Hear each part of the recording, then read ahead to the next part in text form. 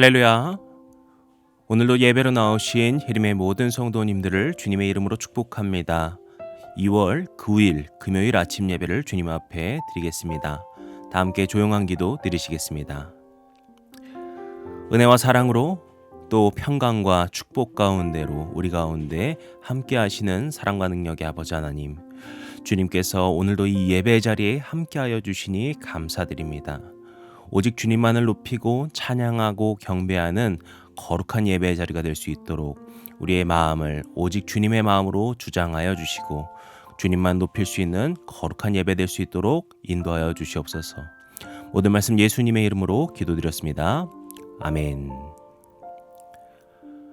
오늘 우리가 함께 고백할 시편의 찬양은 시편 17편 8절에서 9절까지의 말씀입니다. 나를 눈동자같이 지키시고 주의 날개의 그늘 아래에 감추사 내 앞에서 나를 압제하는 악인들과 나의 목숨을 노리는 원수들에게서 벗어나게 하소서. 아멘. 오늘 우리에게 주시는 하나님의 말씀은 마가복음 1장 12절에서 20절까지의 말씀입니다. 성령이 곧 예수를 광야로 몰아내신지라 광야에서 40일을 계시면서 사탄에게 시험을 받으시며 들짐승과 함께 계시니 천사들이 수종 들더라. 요한이 잡힌 후 예수께서 갈릴리에 오셔서 하나님의 복음을 전파하여 이르시되 때가 찼고 하나님의 나라가 가까이 왔으니 회개하고 복음을 믿으라 하시더라. 갈릴리 해변을 지나가시다가 시몬과 그 형제 안드레가 바다에 그물 던지는 것을 보시니 그들은 어부라. 예수께서 이르시되 나를 따라오라. 내가 너희로 사람을 낚는 어부가 되게 하리라 하시니 곧 그물을 버려두고 따르니라. 조금 더 가시다가 세베대의 아들 야고보와 그 형제 요한을 보시니 그들도 배에 있어 그물을 깁는데 곧 부르시니 그 아버지 세베대를 품꾼들과 함께 배에 버려두고 예수를 따라가니라. 아멘. 오늘 말씀은 예수님께서 광야로 가신 사건으로 시작됩니다. 이 내용은 다른 공간 복음서인 마태 복음 또 누가 복음에도 기록되어 있는데요. 이 광야로 가시게 된 그 시작, 그 과정에 대해서 약간씩의 차이가 있습니다. 마태는 예수님께서 광야에 가시게 된 부분에 대해서 성령에 이끌리셔서 광야로 가셨다라고 설명을 하고 있고요. 누가는 예수님께서 성령 충만을 덧입으셔서 광야로 가게 되셨다라고 설명을 합니다. 그런데 오늘 본문의 마가의 표현은 조금 더 강렬하다고 볼 수 있겠는데요. 12절에 보시면 어떻게 설명합니까? 성령이 예수를 광야로 몰아내셨다라고 설명을 합니다. 예수님 마치 쫓겨나시듯이 뭔가 몰리시듯이 광야로 가시게 되었다라고 설명을 하고 있는 것이죠. 그리고 뒤에 벌어지는 그 광야에서의 사건도 차이가 있는데요. 마태복음과 누가복음에서는 상대적으로 좀 자세하게 사탄의 시험의 내용을 기록하고 있는 반면 오늘 본문에 보시면 마가는 그저 시험을 받으셨다라고 하는 짧은 한 문장 그리고 한 구절로 이 광야의 사건을 모두 설명하고 있습니다. 이러한 차이에 대해서는 여러 가지 해석이 가능할 텐데요. 오늘 우리가 조금 더 놓고 볼 부분은 이 복음서의 그 전체적인 맥락을 놓고 볼 때 그 구조적 차이를 볼 수 있겠습니다. 이게 무슨 말이냐면요. 마태와 누가는요.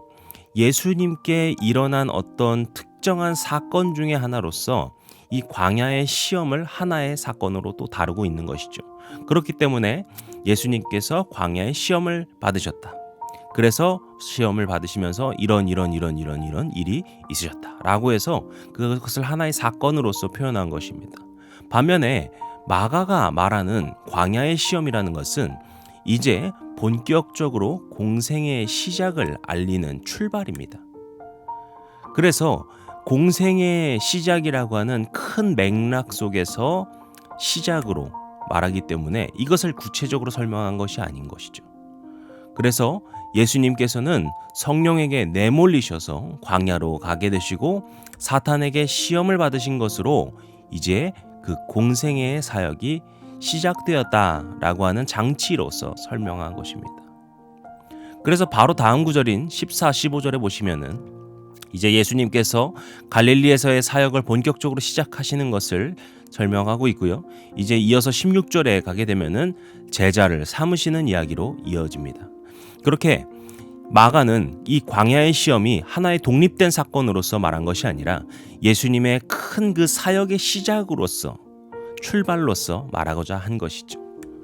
이것은 누구의 복음서가 맞다, 틀리다 이렇게 말할 것은 아니고 서로 바라보는 관점의 차이다라고 볼 수 있겠습니다.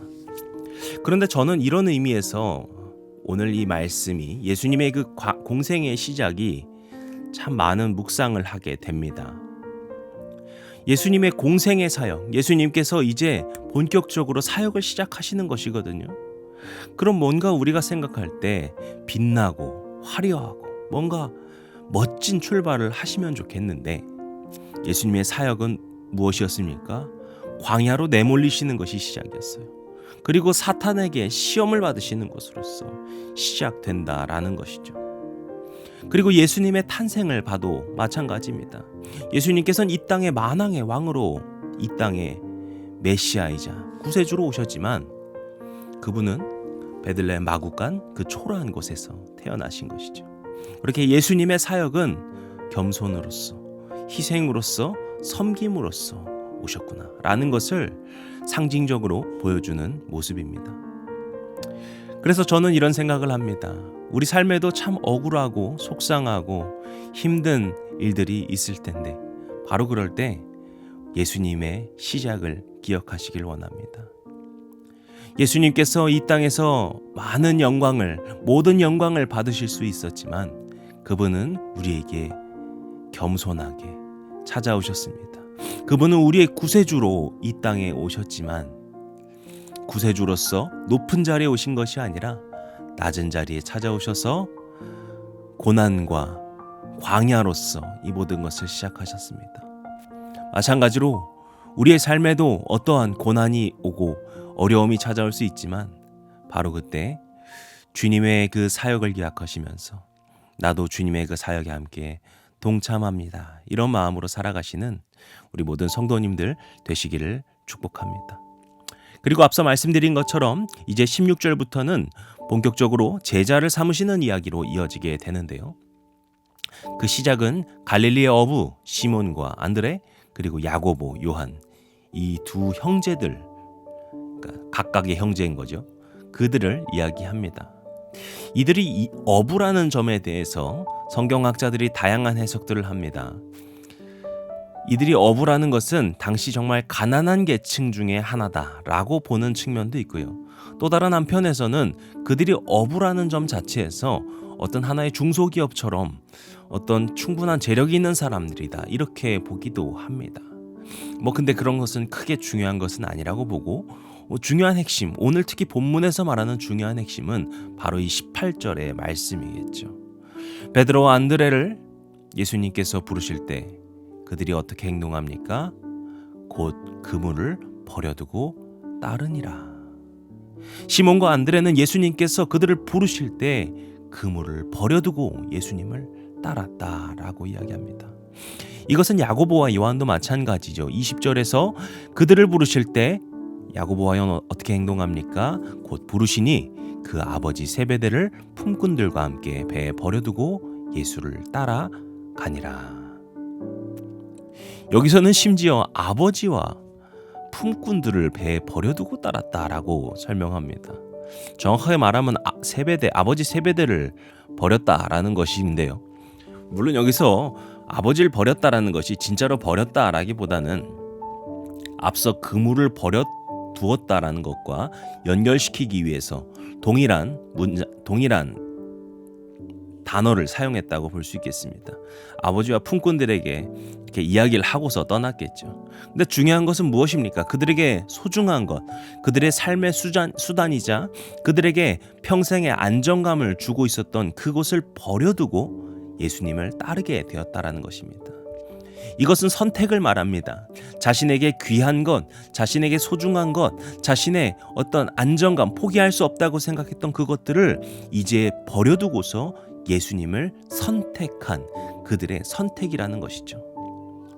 이것은 우리가 예수님을 믿을 때 나의 직업을 버려야 된다, 아니면 가정을 내팽겨쳐야 된다, 이런 말은 결코 아닙니다.